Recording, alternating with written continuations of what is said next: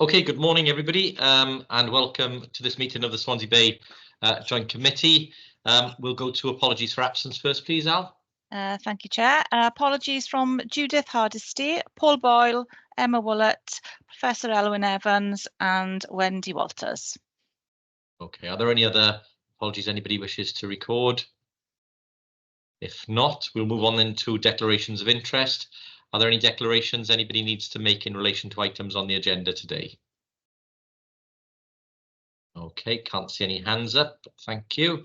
We'll move on to item 3, which is the minutes of the previous joint committee held on the 8th of February 2024. I've not been notified of any requests for amendments or changes, but happy to take them if anybody has any today.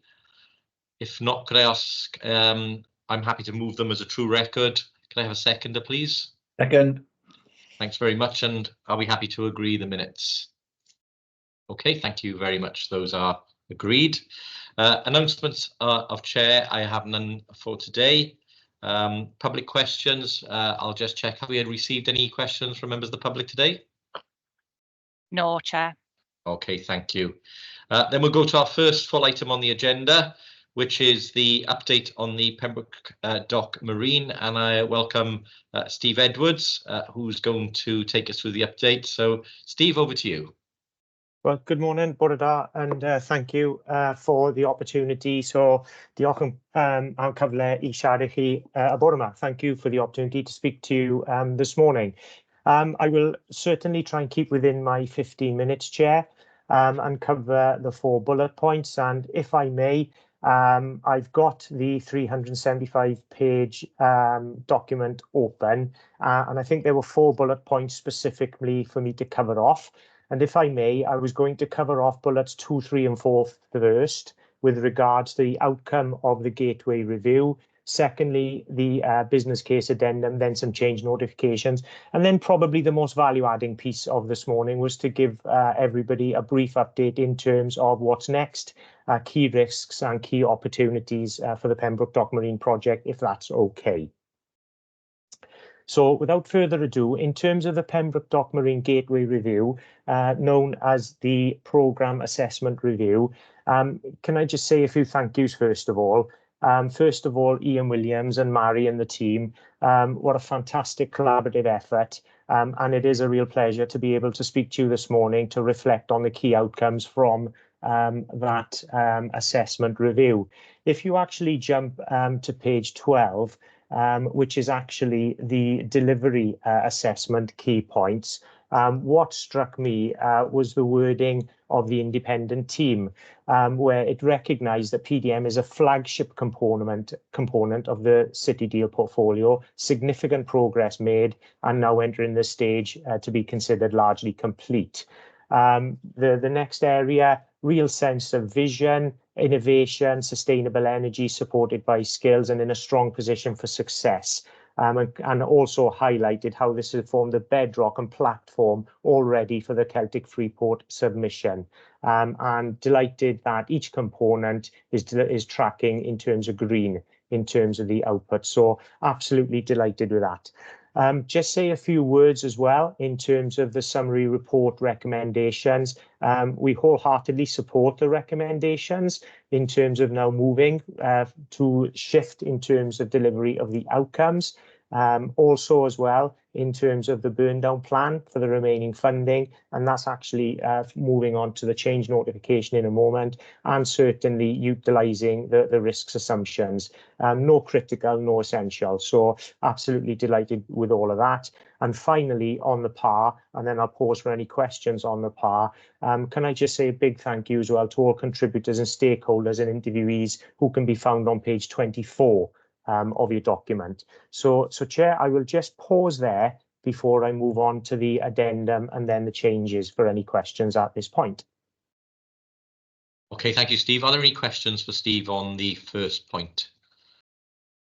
No, I can see. I think everybody's content, Steve. So thank you very much. And again, congratulations on that. Good outcome. Lovely. Thank you very much. And as I said, a real collaborative effort. And obviously, you know, I think we'll come on to the other points in a minute. So in terms of the business case addendum, I have to tell you all, I use page 30 of your packs probably weekly. And that is actually a reminder of the 4 key partners, 4 key players, the funding makeup of the of PDM. So just, you know, when I am talking, if you did want to look at anything at this moment, you can look at page 30 of your pack out of 375 as a reminder of the 4 partners, because I know we live and breathe this stuff every day and you probably don't. So the addendum actually highlighted that the source 4 core pillars were largely the same, and the addendum really reflected some changes in timeline effectively, both in terms of market changes and shifts from wave and tidal to the onset of the Celtic Sea. Now, interestingly, in the last 12-18 months, I have to say, we've seen a re-emergence and great support from Wales for wave and tidal as well as flow. So there were no huge real amendments through the original business case and the final business case submission. However, moving on into the final bullet point before we move on to some more discursive points in terms of what's next, key risks and key opportunities, that you will note 2 addendums, 2 changes that are formally accepted in 2023. One related to the Marine Energy Engineering Centre of Excellence, try and say that after a few glasses of wine, delivered by the Ori Catapult. And that was noting a small delay linked to some work that they need to do with Swansea University to actually realise the benefits of the programme fully. And the second change was where WaveHub changed to Celtic Sea Power, and their funding has changed from 2023-24 as a profile to match the Swansea Bay City D profile, and also reflect as well the changes in the floating offshore wind market. So those were the 2 key changes. Both of those are referenced in pages 72 and 74 of your pack, should you want to go through any points there. And again, I'll pause there, Chair, for any questions just before I do a bit of a visual update in terms of some of the infrastructure engagement and next steps. Okay, thank you, Steve. And again, any questions for Steve or comments? Again, don't see any, Steve, so thanks again. Let's move on to the next bit. Okay, so the final area, I just wanted to share some key visuals with you, really. And I have to apologise to Councillor Simpson here because we're going to embarrass him with a visual of him on one of the slides. So I will try and share if I share my window, I will then quickly very flick to this. And Chair, if you go, that actually didn't want to go there. Sorry, I'll stop sharing because it went straight to, it put that banner exactly where I didn't want it to. So let me put this up on screen first momentarily. There we go. Now I can share again. Okay, Chair, so if you could please just let me know when you can see the screen. Yeah. That's great. That is showing, okay. Great. Lovely. So don't be dismayed. I'm not going to kill you by PowerPoint of 11 slides. I'm just going to flick you very quickly just through a couple of visuals. You will notice through the paperwork in your pack of the almost 40 million procurement. So BAM Nuttall actually delivered the mega slipway. So this was it under construction. And this is now the mega slipway complete. And the reason for showing you this is that at the MEW conference at the Swansea Arena recently, a gentleman and organisation from Portugal couldn't run over quick enough to us to say we've been watching Pembroke Dock Marine from afar, and we've noted now we have a world-leading 67-metre wide mega slipway, and we would love to bring our devices for some innovative wave infrastructure on a barge. Would you be able to support us? So we're now in engagement with that organisation about taking that forward. So even though sometimes you don't realise it, some of these investments are actually noted across the world. Secondly, that's the huge laydown area that has now been created, and we're in discussion obviously with the floating offshore wind commercial developers about supporting floating offshore wind and also hydrogen developers. These are the new offices that are now complete of the new supersize hangars that are in existence. And again, we've had some networking events now and looking to commercialise those as we go forward. And this is where the embarrassment starts a little bit for three of you on the call. So Pembroke Dock Marine has actually been a real focal point for influencers and ministers and next steps for marine renewable energy in this part of the world. So on the left-hand side there, you can see Secretary of State for Wales. And actually, the two most important people on that slide, to be fair, is the lady right next to TC Davis, who's Claire Lawrence, who was project lead, and the gentleman in the orange jacket, Jason Hester, who's our construction manager for the whole scheme. So we also had the Marine Energy Minister, Lord Davis Agawa, down to come and look at the Pembroke Dock infrastructure. And this is where I apologise to Councillor Simpson. So even the First Minister has obviously been down to see the assets and the construction. So the key message to everybody there is that Pembroke Dock Marine really has provided a focal point.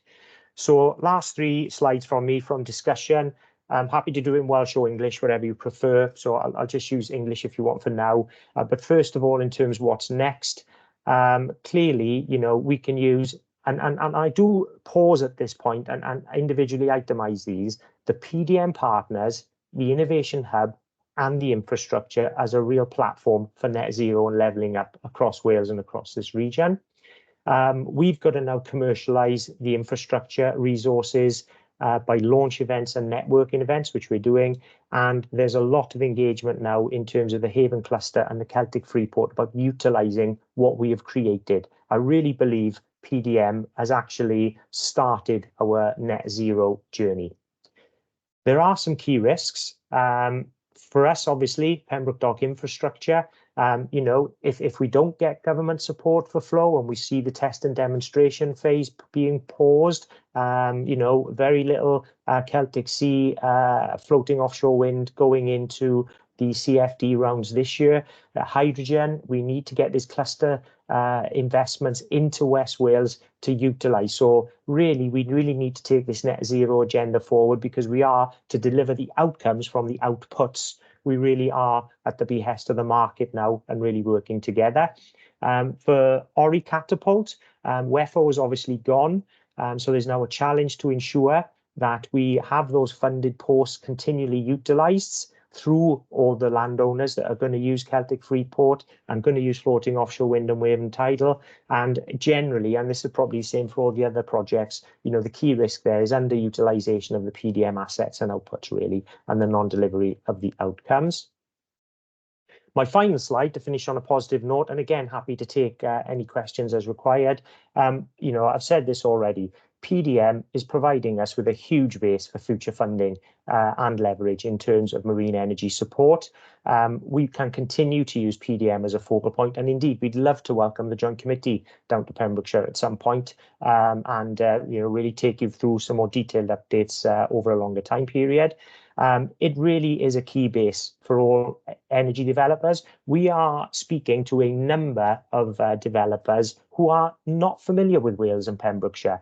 And, you know, they don't know Marine Energy Wales. They don't know the Ori Catapult. They don't know what's here. So the PDM partners are really providing that platform and gateway for them. And it's clearly a key asset. And, you know, as we now move from the outline business case to the final business case of the Celtic Freeport, you know, it's becoming increasingly clear. We now have to do a Celtic Freeport net zero plan, skills plan, an innovation plan. And again, the PDM partners will be playing quite a crucial role in this phase and obviously in a future phase. So I'll stop there, Chair. Hopefully that's been a valuable update for everybody, and I am more than happy now to take any questions or comments as required from your committee.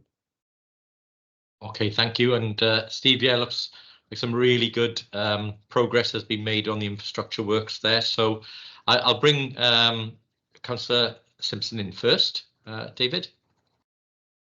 Thank you very much, Chair. I'd like to say, give my thanks to Steve for coming along today and giving us that really, really encouraging update. Please change my photograph because I look a grumpy old sod in that one. So get me one smiling, please. But I just wanted to say that throughout all the journey, and it has been a tremendously long journey, and I've questioned it myself at times, but throughout the journey, we built up this excellent working relationship with the port. And I'm glad to see that it's been classed as a flagship scheme.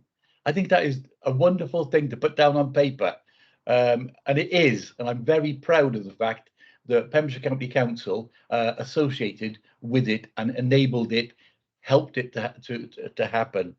I like the fact about the mega slipway is now complete, and that it's not just local demand that we're going to use it for. It's people from across the world, and I think we got to get out there. And that wasn't in the business plan originally. I don't think that people from around the world would be using it, and I think that is an excellent addition to what could be there in the future.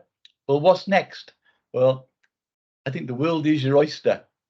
As with the slipway, you just got to get out there, promote the skills of the port, promote the facilities. And I think there's some old adage or something, sort of, if you build it, they will come. Well, we've built it and we're ready for whatever is going to come. And I can only thank the officers in County Council, but also the Milford Haven Port Scheme, because they've gone through it. They've really had funding issues, and they've really stepped up to the plate and delivered. So thank you very much indeed. Thank you. Yeah, thank you, David. Fully agree with that. And I think, as you say, it's making sure that we've delivered on the promises of the city deal. We've got the Celtic Freeport now also in place, and it's how we then bring those two things together and maximise the opportunities both for Pembrokeshire and the region out of the works and the funding that's been secured. So I absolutely agree with that, and again add my thanks to the work that's been done. Chris next, Chris Foxall. Thank you, Chair. Just a point really, Stephen, to say, big congratulations to you and the team, and obviously Councillor Simpson and everyone involved, because in all fairness, you always had that vision that this was going to be potentially a leading project, and the port could be, an exemplar for ports around Europe. And, you stuck with that vision, and it's really good to see that this is only a part of it and you're building on it, etc. It's going to be now important, obviously, to get people from around the world down to Pembrokeshire. My question is, Stephen, how do you start that journey? Have you got plans now to start? You've given us an update today to be able to get this out to the wider investment community. Are you looking at attending some overseas type of conferences or something where we can get this message out properly? And are you going to be putting some promotional stuff together for the public that we can all send out? Because you don't know really how you're going to get in touch with all of these people, but I think it's something worth celebrating for sure. And well done. Yeah, thank you. I'm happy to take those questions and respond briefly in the time. So first of all, Councillor Simpson, thank you. I don't think any of us will ever get back those nights in 2021, 22 when we were doing all the legal drafting. But and Jonathan is smiling there as well. But we got there, and I agree it was well worth it. You mentioned, and thank you for the compliments about the port and the infrastructure, and we have invested £13.5 million of the port's own fund into the infrastructure, but I can't underemphasise the importance of Ori Catapult, Marine Energy Wales, and Celtic Sea Power in all of this. It is that people, innovation, ambition and infrastructure that will get us there. In answer to Chris's point, you're absolutely spot on.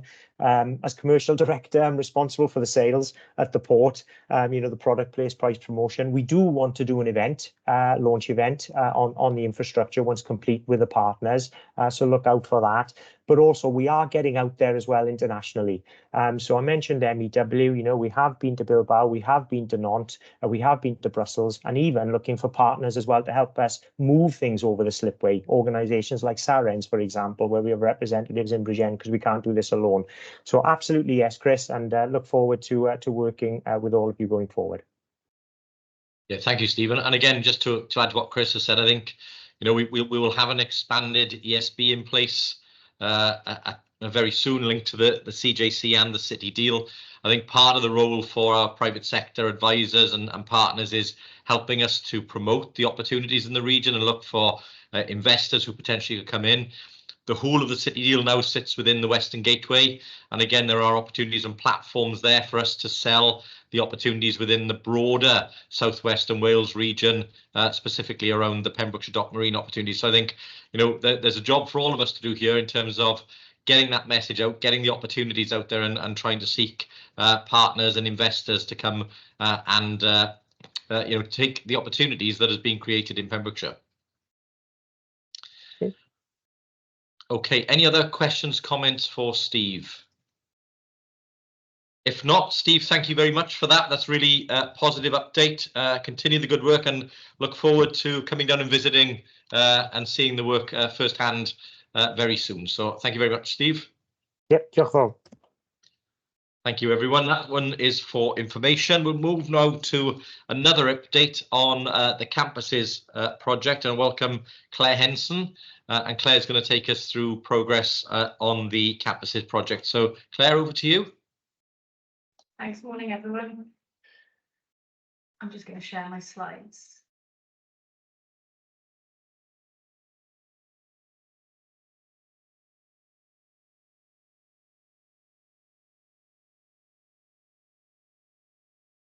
Can everyone see that? Yep. Yeah. Are you seeing the slide deck, or are you seeing everything? Yeah, we're seeing the slide deck at the moment. So if you're able to make it full screen in presenter mode, that would be great. Yeah.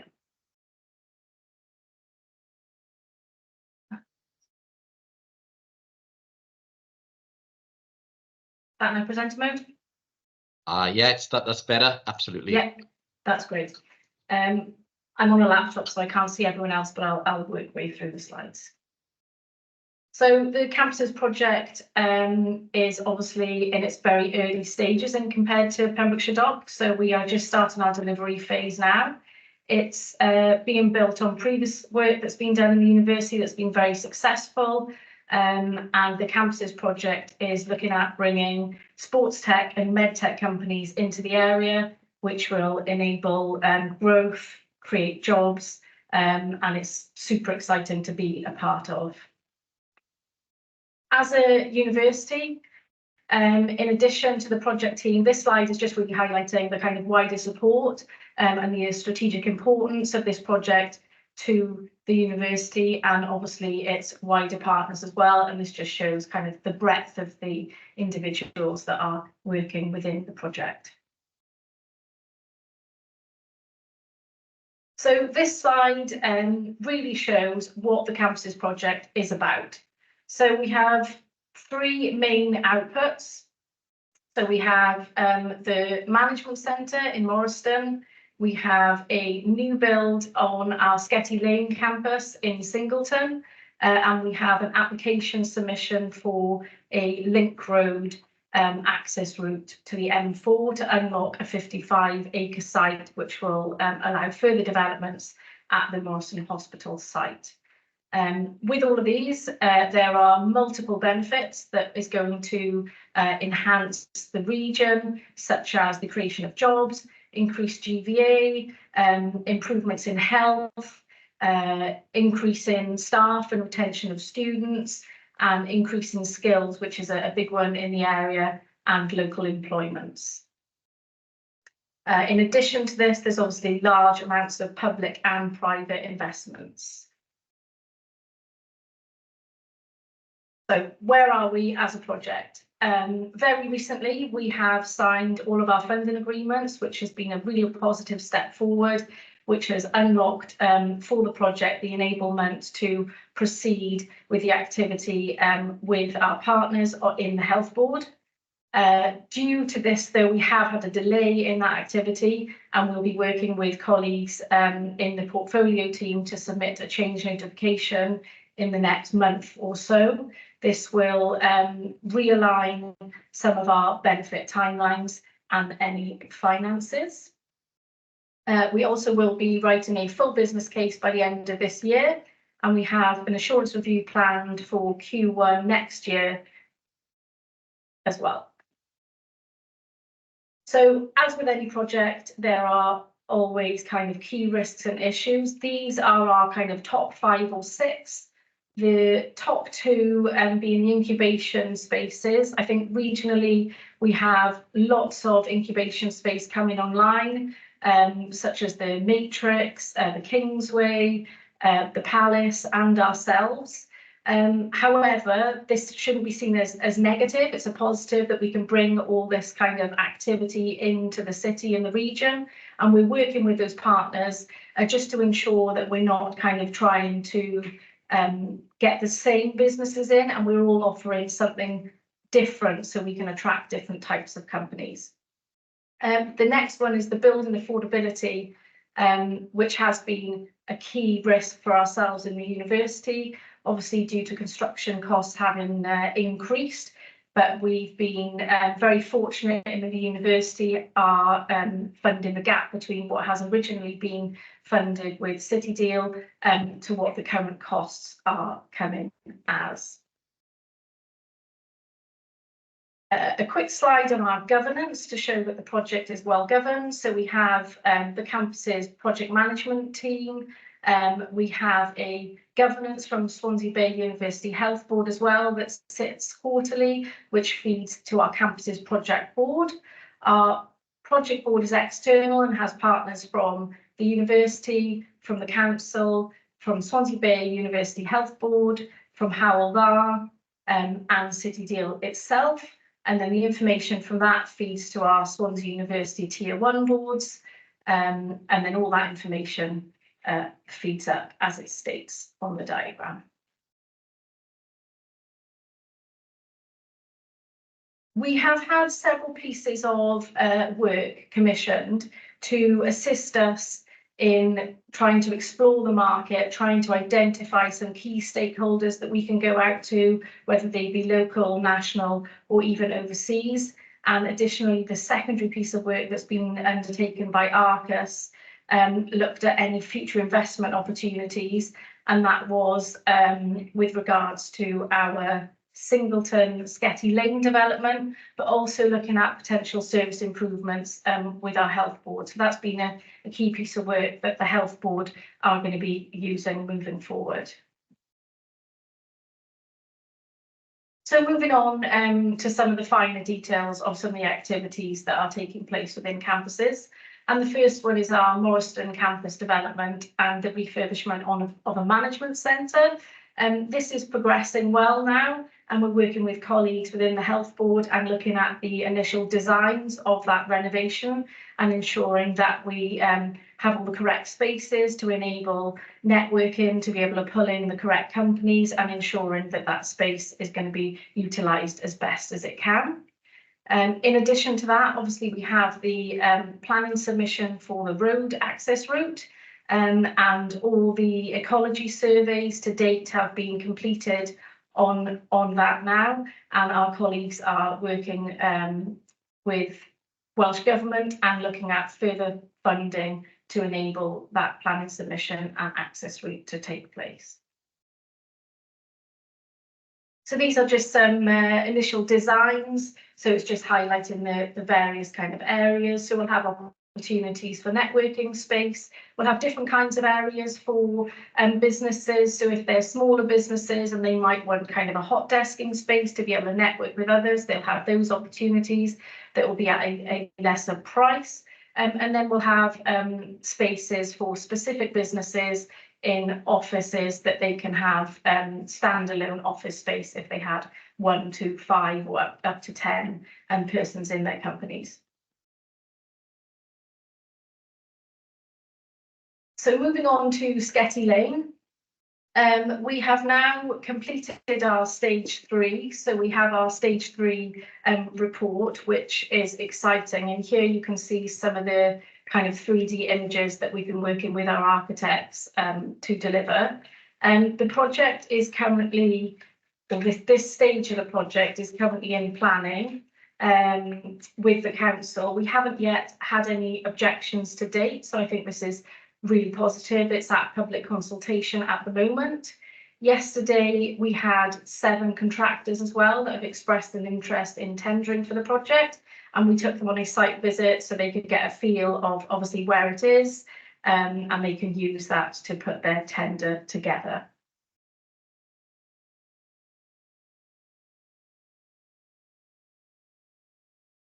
So our next part of the project is looking at the health of the region, and with colleagues in Public Health Wales, we have carried out a health needs assessment, which has been an invaluable piece of work that's highlighted needs within the region.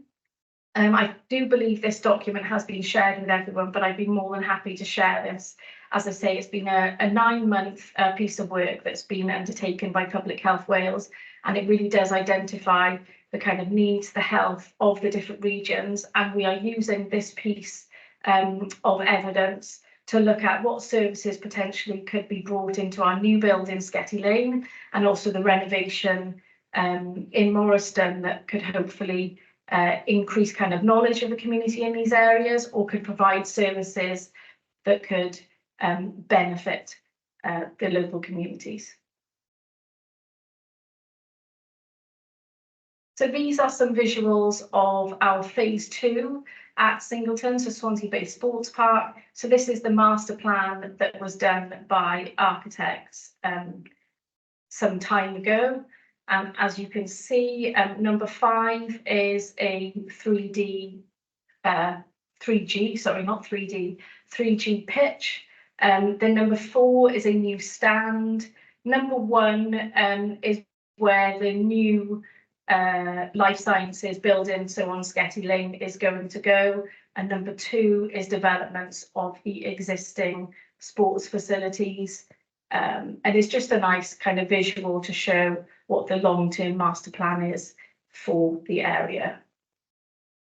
There is currently a SPF bid or bid that's been awarded for this, which is going to look at if these designs are plausible, looking at kind of funding opportunities for it, and that tender is actually currently out now, so we're expecting those back shortly.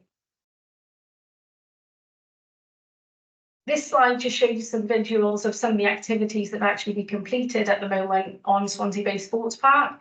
So the bottom right hand side shows that 3G pitch that I was saying. So that's now completed, the 3G pitch with the floodlights, which is a fantastic facility. At the top middle, we have a new changing facility that's been completed. So with the displacement of the pavilion, the changing facilities would not be available. So we've put this facility there so people have that ability to change whilst the pavilion's not there. And then the top left and bottom, oh, sorry, that's disappeared, are a new hockey stand. So that is a new stand for obviously spectators on the hockey area of Ashley Road.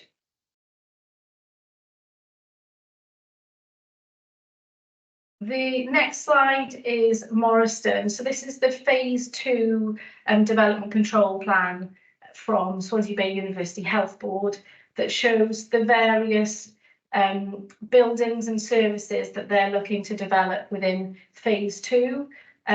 This phase 2 is obviously dependent very heavily on the planning submission of the road access route.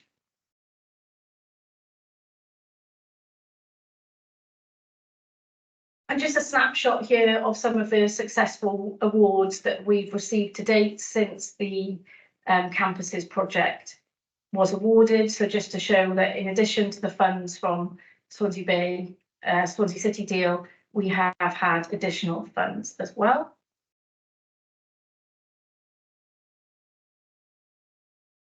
And a quick slide to show some of the partners that we have engaged with and have signed up. So we have Swim Wales. We have the WRU, so this has been a real strong kind of collaboration and partnership, and now they're on board with ourselves. So we are now hosting, from Swansea University, the West Wales Women's Player Development Centre, and we're also working with Hockey Wales. In addition to these, we do have many kind of businesses that we are in discussions with and talking with, but we haven't had anything signed yet, but there are multiple that we are looking to get over the line in the next coming weeks.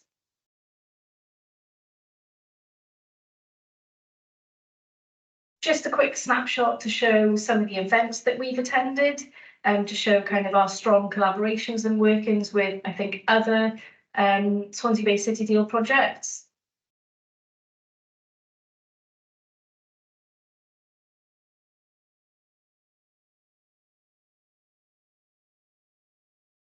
I'd just like to say thank you, and I'm happy to take some questions. Many thanks for that. So again, some really good update and progress there. I'm going to be a little bit cautious on this one because obviously there's a live planning application in place, but more broadly on this one, again, you'll be aware that it links to a number of potential opportunities for Swansea City itself, not least the Sports Science Park and the potential for providing links not just into Swansea University and the excellent work they do with sports science, but also that elite sport opportunity and well-being opportunities with people like the Ospreys and the Swans, and you'll be aware of discussions and points being made in the press around potential new home for the Ospreys, etc. So all of that is a potential that flows from some of the interventions here. And of course, the opportunities for Morriston Hospital and the Health Board to expand into land behind and provide better links into the hospital. Again, key infrastructure opportunities there to provide opportunities for better care, better science, better innovation as part of the investment. So again, very supportive and really good to see the progress that's taking place there, Claire. So thank you for that. I'll come now to comments and questions. Chris? Thank you, Chair. You forgot to mention the Scarlets, but that's not what I was going to pick you up on. Brilliant. I don't think they're planning to move to Swansea. Be an interesting one. I think we'll take a big headline on that one if it happens. Brilliant, Claire. It's really good to see it. It's one of the most exciting projects. I really think it's going to be huge for the area. I had a couple of questions for you. One is really to see if I could get any assurance that you are in dialogue with Pentra Owl and sharing some of the experiences there, because I think that you obviously can benefit from each other. And the second was, had you made any progress? You were looking at partners for venture funding for startups that were going to come in. Is that still on the radar? Are you making any progress around that? Yes, so the first one with Pentra Owl, yeah, we are in dialogue with the team in Pentra Owl. We have many of our campus team members on various boards there. So they're on the innovation, their research and their business development board. So we're working very closely with them in terms of kind of tenants that they're trying to occupy their buildings, as well as ones that we will be looking for our buildings. Obviously theirs is going to come online much sooner than ours, and we have, I guess, 2 years of grace, but we are working very closely on that. So yes, I think that's a real positive. In terms of, you say more kind of venture capital kind of stakeholders, yeah, my colleague Richard Lancaster, who's our senior commercial person, he is still in discussions with kind of organisations for that. So it is something we still are looking at, but as of yet, nothing confirmed. Okay, great. Martin? Yeah, thanks, Chair, and thanks, Claire. Really helpful update. I've had the pleasure of attending a number of the sessions that you listed there, and what struck me is obviously how this can enable the wider development and the wider master plan of the area and bringing those additional stakeholders and investment, which is, I guess, one of the key principles of the City Deal, is to lever in additional opportunities. And that was a question I've got, and it may be for you and it may be for Jonathan. You put up a list of additional money that's been drawn down, primarily, I think, grant money, and you were referring to other parties who may come in to the equation in due course. But I'm just wondering whether that additional funding is captured as part of the overall, I guess, private sector aspect, John, in terms of where we map out how the City Deal funding is levering in additional resources. So I'm not sure, Claire, if that's a question for you or a question for John, but thank you. Do you want to start, Claire, and I'll jump in, or shall I start? Yeah, of course. Yes, so these awards that have been awarded to date, we would be looking to capture those as either public or private investment, depending on how those funds came in. So they at 100% will be captured, yes.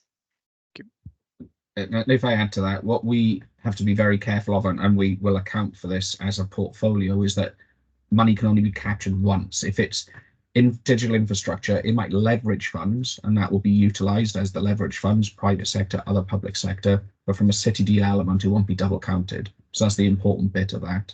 And Martin, because both of us were at the event presenting on the region and also city centre, the Department of Business and Trade came to the university fairly recently, and they had a delegation.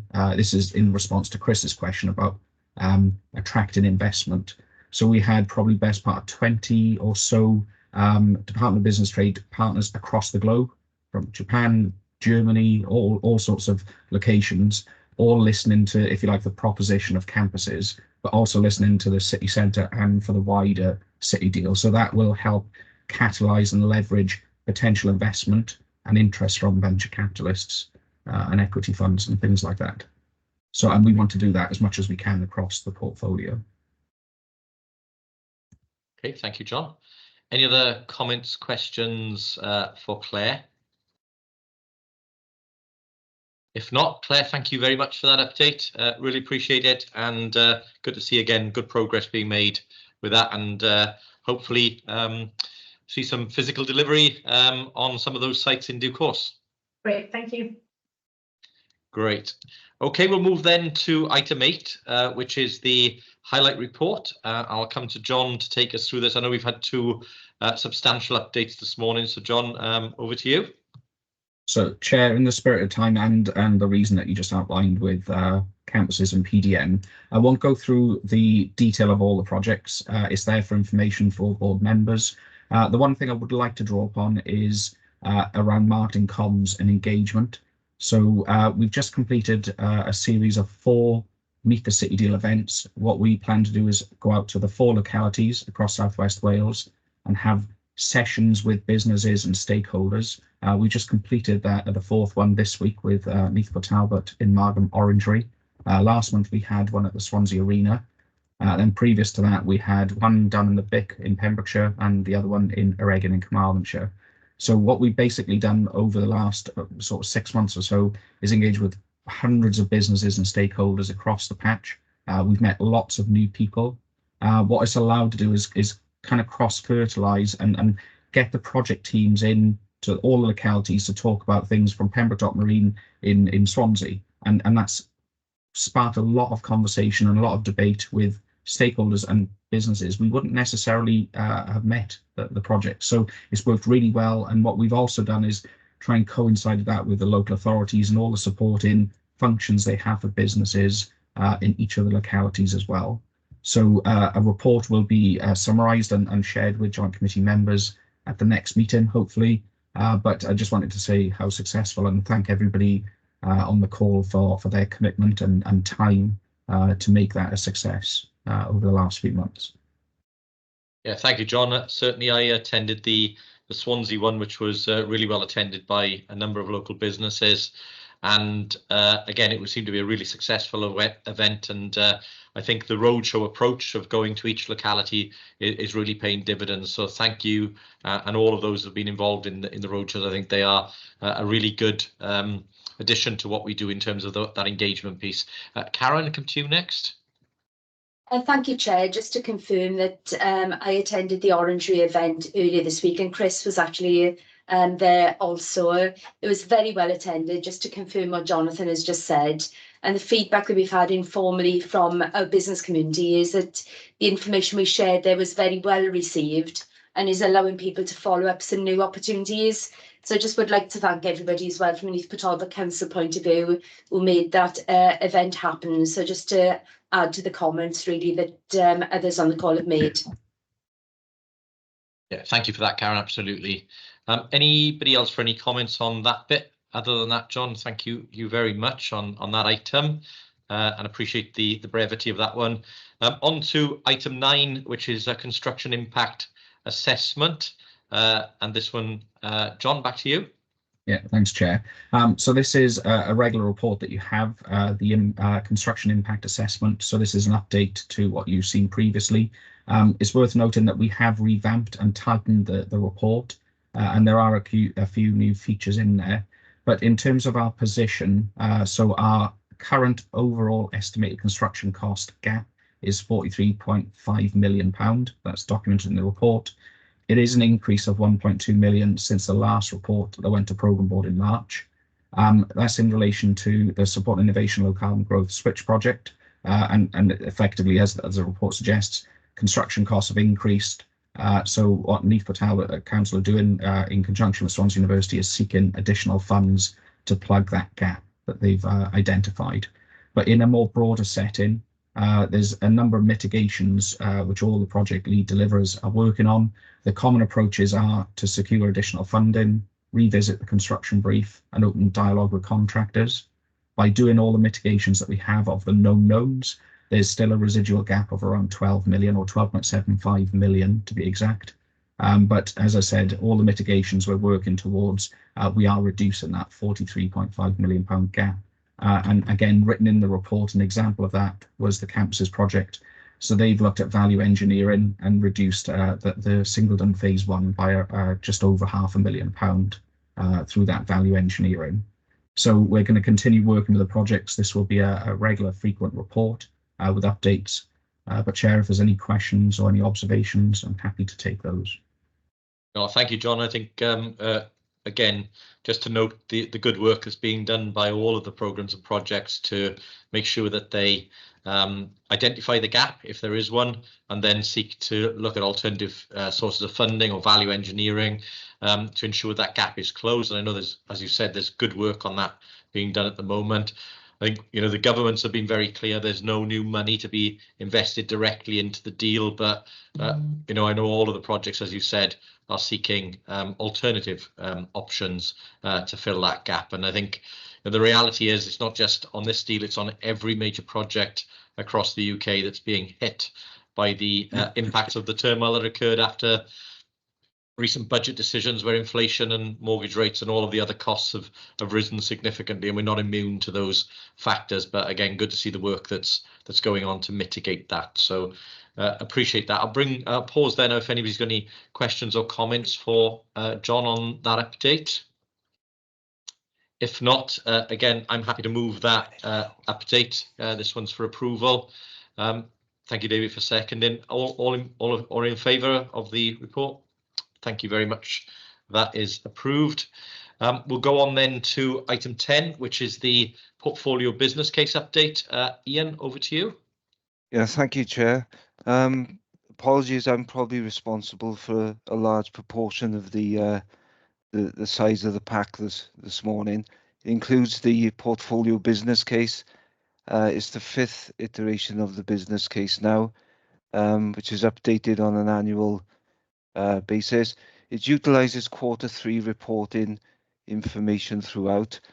Overall, there's not wholesale changes, but it's updated to reflect the current position of the portfolio and its various components.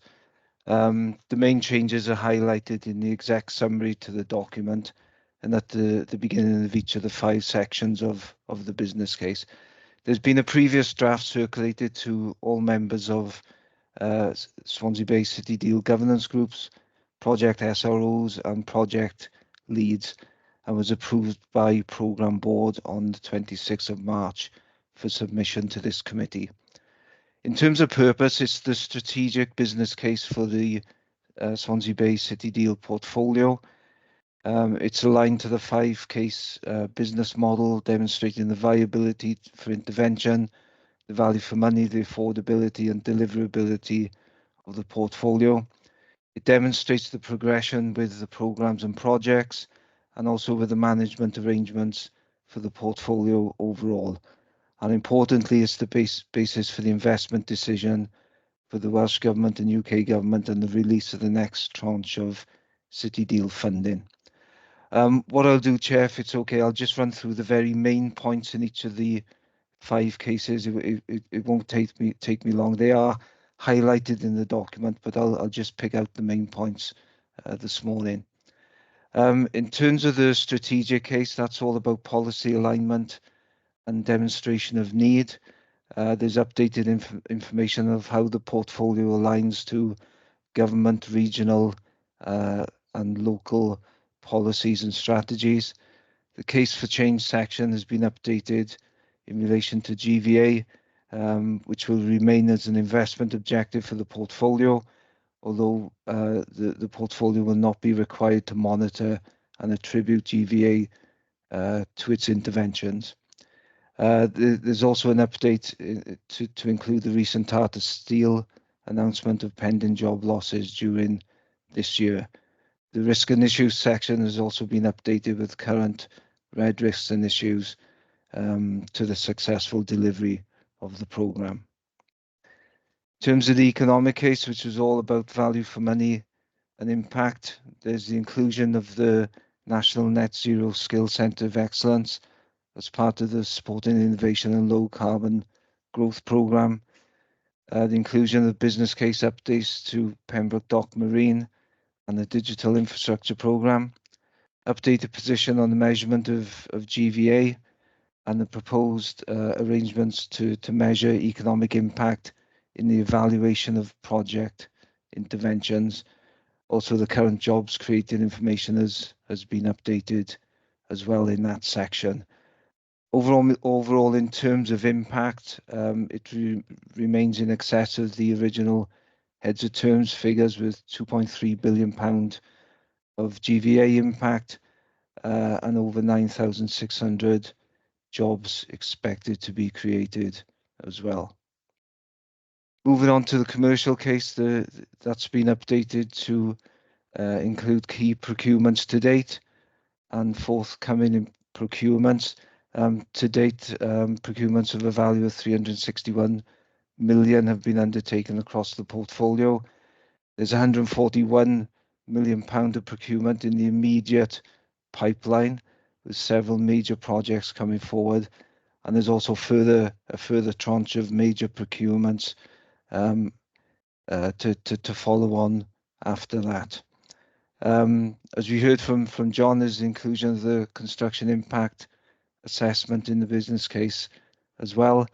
It includes a case study on community benefits delivered through the Pentra project, and includes the current register programme and project community benefits. In the financial case, there's updated funding and investment information. Investments now demonstrated at 1.282 billion from 1.253 billion in the previous business case. There's updated income, expenditure and cash flow forecasts. Inclusion of the previously unallocated £5.3 million City Deal funding for the National Net Zero Skills Centre of Excellence. Information on the grant drawdown and dissemination, with £123 million being drawn down to date and 54.7 dispersed to the programmes and projects. There is continued slippage within the portfolio, and the current portfolio budget forecasts slippage of 19.1 million in 23-24 financial year. There's also information on the financial variances for Pentra, Swansea Waterfront, Digital Infrastructure and Pembroke Dock Marine projects. And finally, in the management case, which is all about the delivery arrangements for the portfolio, they continue to be rolled out and evolve. We're well into the delivery phase, of course, and there's updated monitoring and evaluation information included. There's draft proposals for a City Deal evaluation framework, current status of gateway reviews for the portfolio and its constituent projects is included as well. There's an updated communications, marketing and engagement plan and proposed change thresholds to manage and approve significant changes to approve business cases. That follows on with the next agenda item this morning. And finally, there's current business case status and a project stage summary across all the projects of the portfolio.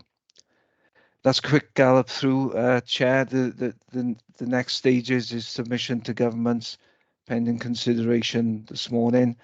It'll be considered by the Welsh City and Growth Deal Investment Board on the 25th of June, and from then trigger the next tranche of City Deal funding. Happy to take any questions. Thank you. Okay, thank you very much for that, Ian. That's very clear. Any comments or questions for Ian on the update? Okay, if we don't then, if we could, again, I'm happy to move that report. Could I ask for a seconder, please? Thank you, David. All those in favour? Okay, thank you very much. That is again approved. Thank you, Ian. And then our final item for today, which is the Swansea Bay change control procedure and thresholds. I'll come back again to John. Thanks, Chair. It's always good to finish on change. This is around the change control procedure that already exists. It's been in existence now for a couple of years.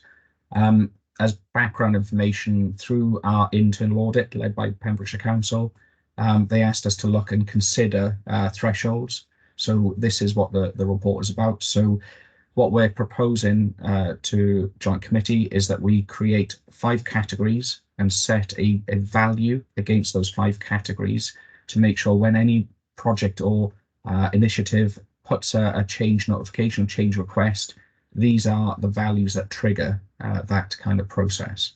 So if I just run through, Chair, each of the 5 categories, the first one is about financial cost. So what we've proposed is a variation, and it could be a positive or a negative, so higher or lower, by either £1 million or 10% variation to the project cost. So that's the first one. The second one is around time, and again, plus or minus a 3-month variation to what's on plan. And that's about completing a key milestone, like an output to building a building, for example, or delivering a course within the project business case. The third one then is quality, and what we're proposing is a change to the scope that affects one or more of the other thresholds. So it could be things around fabrication or location, purpose of delivery, sustainability aspects of it, like BREEAM excellence status, or if it varies from the defined project constraints which are written into the business case. So that's quality. And then the fourth one then is benefits. These are the benefits at the project business case level. So if any additional or removal of a planned benefit happens, that should be notified through a change notification, or if there's a variation to the value of quantifiable benefits, and we put a 10% value to that. So just to summarize that one, if you take anything out or add anything in, or if you vary of the quantifiable benefits by 10% plus or minus, that would trigger a notification. And then the final one relates to the benefits, but these are at portfolio level. So these are the jobs created, investment or economic impact. And again, it's plus or minus a 10% variation to the portfolio level objectives. So we haven't, we need to pass these back subject to approval, back to audit for them to test and challenge what those are, Chair. But those are what we're proposing. It has gone through Programme Board and they were happy with this coming forward. And we flagged this with our project leads as well in one of our team meetings, just to make sure that it works. And there's 2 key points, is that these are indicative values. We will have a go, see if it works, and we can adjust accordingly. And the second one is we will be using the most current business case to make sure that the variation is of the current business case, not was potentially written 5 years ago. So it is of the current business case, which has gone through governance and been approved, is how we will bench these variations. And Chair, there's wording in there, and there's the most up-to-date procedures in there for information, but it's the thresholds I just wanted to cover with board members today. Okay, thank you, Jonathan. That's really helpful, and I think a very sensible addition to the way in which we place those checks and balances on programme and project delivery. Again, I'll look for anybody if they've got questions or comments to Jonathan on that. If not, I'm happy to move the report. Could I ask for a seconder again, please? Thank you, David. And if I could ask colleagues to show if they're in favour of the report. Thank you very much. That is approved. And that brings us to the end of our agenda items for today. Again, some really good progress being made across the portfolio. So again, pleased to see that. Thank you all very much for your attendance. Look forward to seeing you all in future meetings. And again, with that, I'll declare the meeting closed. Thank you all very much.